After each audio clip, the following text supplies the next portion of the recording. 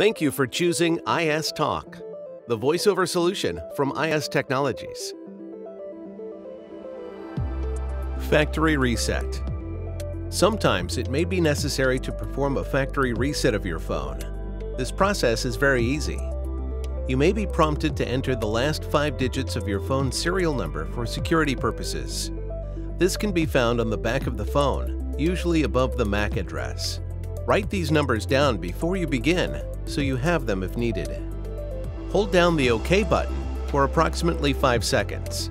The display will read, "Reset to factory settings." Press the OK prompt on screen. This process will take several minutes.